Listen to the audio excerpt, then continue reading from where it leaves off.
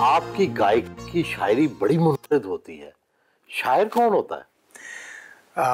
Different लोग लिखते हैं और लेकिन ज़्यादातर गाने मेरे अपने लिखे हुए हैं और कंपोजिशन भी और उनके लिरिक्स भी वो मैं मोस्टली खुद ही लिखता हूँ।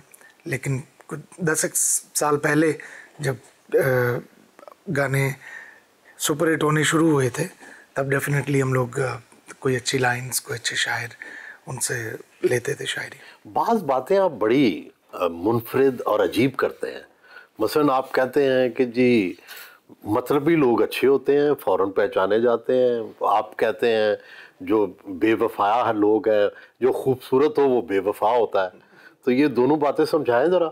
जी, मेरा ये कहना है, मेरा मानना ये है कि मुश्किल लोग वो होते हैं कि आपको जिनका पता नहीं होता कि ये क्यों है, क्यों आ रहे हैं आपकी तरफ। मतलबी लोग इसलिए अच्छे लगते हैं क्योंकि आपको पता होता है कि ये आपके साथ क्यों है और उनके साथ डील करना आसान होता है। तो जब कोई ऐसे लोग कि जो आपने सारे खूबसूरत लोगों को ही कंडेम कर दिया। आपने कहा आप खुद भी खूबसूरत है। जी, तो क्या वाकई ये सारे लोग बेवफा होते हैं? जी होते हैं। खूबसूरती का क्या ताल्लुक है बेवफाई से? अब्बास ताबिश का एक शेर सुनाता हूँ, शायद बात क्लियर हो जाए। वो थी कि जिससे पूछें तेरे बारे में यही कहता है, खूबसूरत है वफादार नहीं हो सकता। तो जहाँ हुस्न के फ़ायदे भी होते हैं वहाँ नुकसान सबसे बड़ा ये होता है कि आपके इज़हार मोहब्बत पे यकीन कोई नहीं करता। उनको लगता है कि ये शायद मुझे चकमा देने की कोशिश कर रहे हैं। और ये भी मतलब जहाँ बहुत सारे फ़ायदे होते हैं वहाँ सबसे बड़ा नुकसान ये भी होता है कि आपकी बात, आपकी कही हुई सारी बात वो ऐसे लगता है कि ये दिल से नहीं कर रहे हैं। शायद लोगों को लगता है कि वो डिज़र्व नहीं करते, लेकिन कई दफ़ा मेरा इज़हार मोहब्बत दिल से भी होता है। माहिए और टप्पे हमारी पंजाबी सकाफत के माथे का झूमर थे। आहिस्ता आहिस्ता कम होते जा रहे हैं, ख़त्म होते जा रहे हैं। कैसे रिवाइव किया जा सकता है?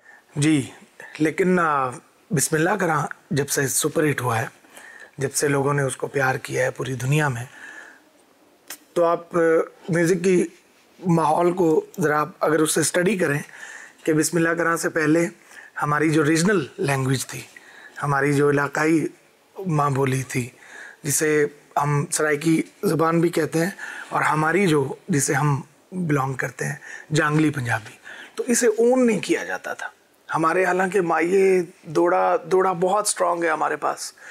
गीत का, फोक गीत का जो एक रंग है वो बहुत मजबूत है हमारे पास, लेकिन शहरों में और दीगर जगह पे उसकी पजीराई, उसको ओन नहीं किया जाता था। एक रीजनल ज़ुबान समझ के उसको पीछे कर दिया जाता था।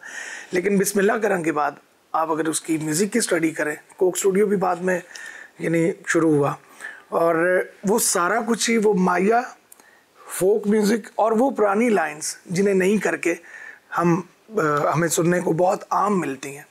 तो ये मेरा ख्याल है कि इसको पजीराई मिली है, ये नीचे नहीं गया है। हर शहर का बंदा भी इस वक्त माये ढूंढ रहा है कि वो माया कितने है। आप मजीद माये और टप्पे गाने का इरादा रखते हैं? जी बिल्कुल, जब तक दिल का माया और दिल का रांझा जिंदा है इंशाल्लाह गाते रहेंगे। आजकल बड़ा झगड़ा पड़ा हुआ है सॉफ्टवेयर ऑटो ट्यून का।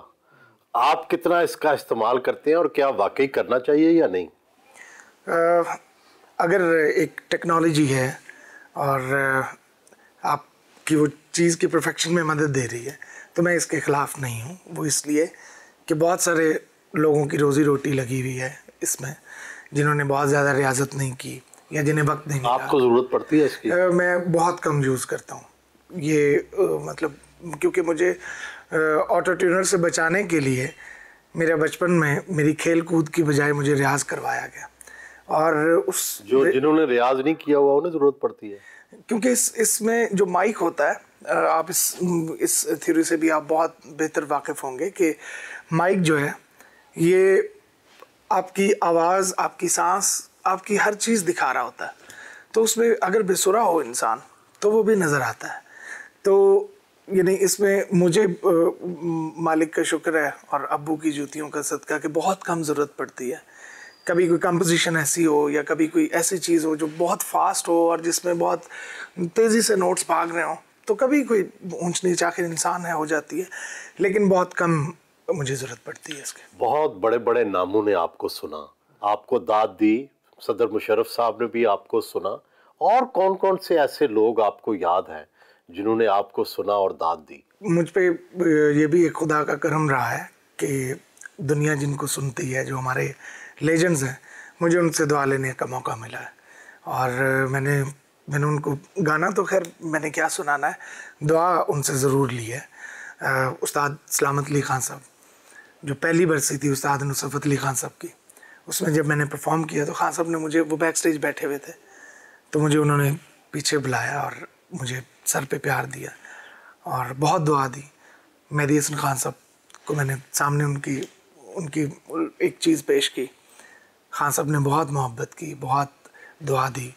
और इसी तरह से अपने वालिद की बहुत सारी चीज़ें, गुलाम अली साहब को बिल्कुल, उनको भी मौका मिला कि मैंने उनको सामने बैठ के गाना सुनाया।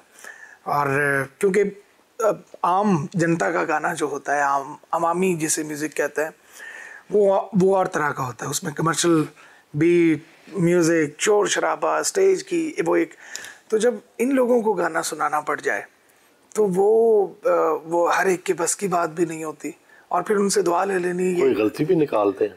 जी बिल्कुल। और मतलब मैं एज स्टूडेंट अगर मैं बात करूं तो मैं बहुत ही लाइक स्टूडेंट था, और अभी भी जब भी मुझे कोई भी चीज़ सीखने का मौका मिलता है तो मैं उसको बहुत जल्दी पिक करता हूं। तो अब्बू की तरफ से और डांट डपट भी होती थी कभी कोई। आपका फेवरेट तरीन गाना कौन सा है? अब्बू की एक पंजाबी मुझे बहुत पसंद है, तकनी अरावे छेती छेती आवे,